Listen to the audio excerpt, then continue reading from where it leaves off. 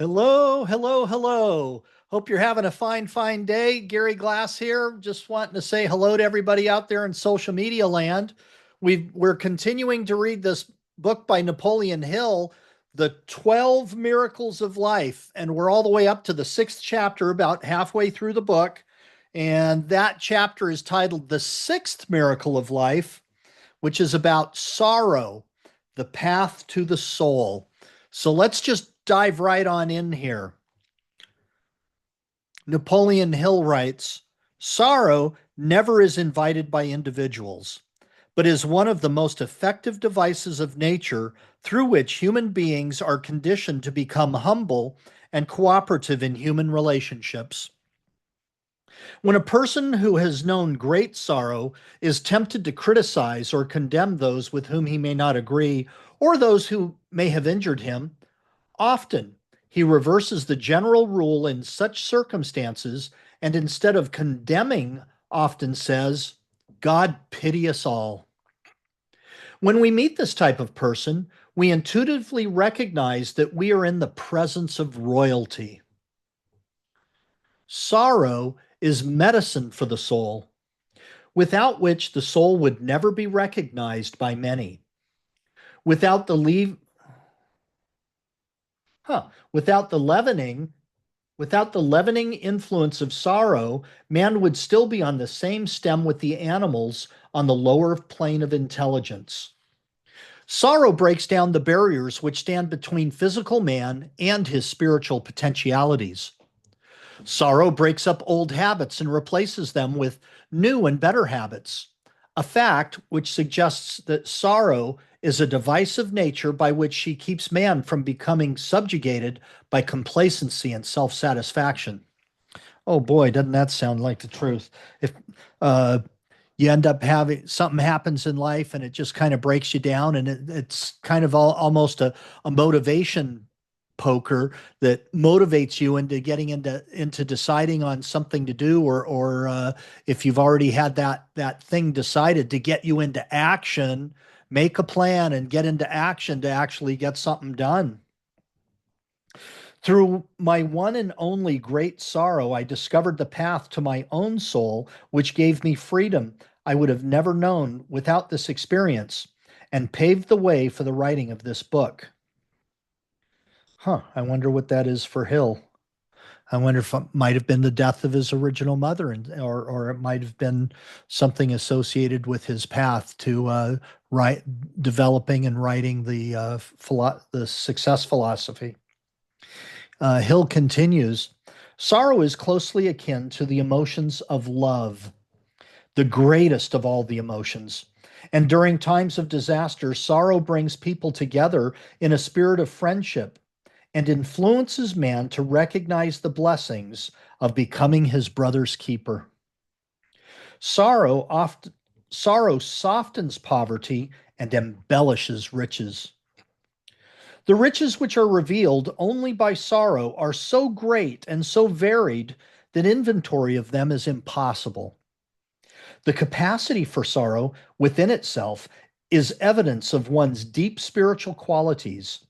Knaves never know the emotion of sorrow, for if they knew sorrow, they would not be knaves. Sorrow forces man to take introspective inventory of himself, wherein he may discover the cure for all his ills and disappointments. And it introduces one to the benefits of meditation and silence, during which unseen forces may bring aid and comfort sufficient until one's needs at a given time or experience. When a man comes to himself and discovers the stupendous powers within his command, the relation usually is the result of some experience of great sorrow, the loss of a loved one, failure in business, or some physical affliction beyond his control. There are certain necessary refinements of body and mind which nature seems to bring about solely by the device of sorrow, such as the elimination of selfishness, arrogance, vanity, and self love. Sorrow, like failure, may be a blessing or a curse. according to one's reaction to it. And probably not shocking for this crowd. It really is. How do you react to some, or do you react, or do you respond? Do you think, or do you have the habit sets already built up within you, so such that you're not just knee jerk reacting? Do you think? Do you respond? Do you already know what you're going to do? It is accepted as a necessary disciplinary force without resentment. It may be a great blessing. If it is resented and one sees no benefits growing out of it, then it may become a curse. The choice is entirely in the mind of the individual. Sometimes sorrows become self pity, and as such, it serves only to weaken the one who so embraces it. Sorrow is beneficial only when it is experienced as an emotional feeling of sympathy for others or accepted by the individual as a welcome medium of discipline. One never is in closer contact with infinite intelligence than in times of deep sorrow. It is in times of sorrow that prayer is most effective, and often the prayer brings positive results instantly. Sorrow has revealed to the world geniuses who never would have been recognized except for its deep, soul searching effects. Here we go. Abraham Lincoln's sorrow over the only woman he ever truly loved, which was Anne Rutledge, revealed to the world his great soul and gave him to America as our greatest leader in times of our direst need. Frustration, brought about by unrequited love, often brings one to a turning point in life at which sorrow makes its appearance and serves as a guide to great achievements or a stumbling block which may bring total destruction according to the way the individual relates himself to it. Here again, the choice is entirely up to the individual. And it gets back to, do you react or do you respond?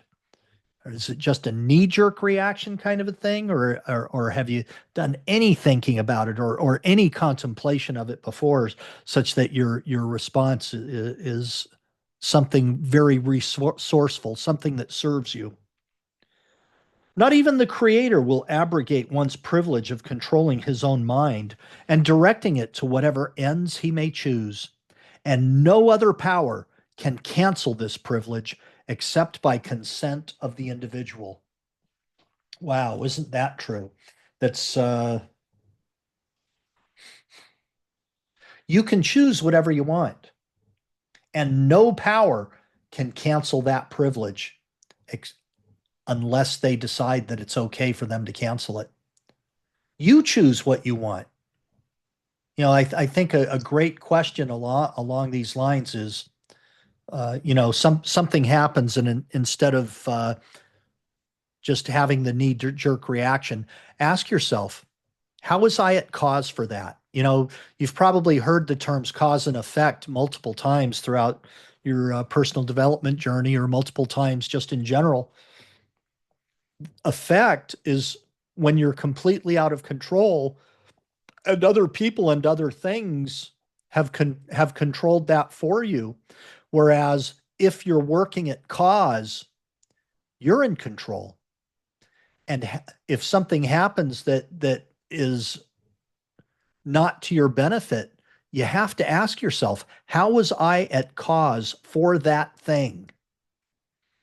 And then what do I need to learn so that I cannot have that thing happen again, or worse?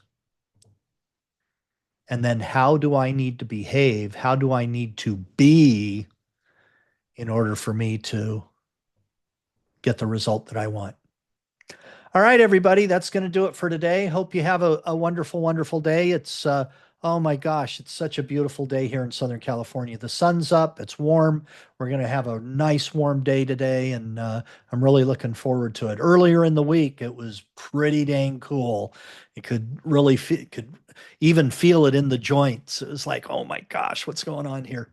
So, anyway, have a wonderful day. We'll see you tomorrow. God bless everybody. Bye bye.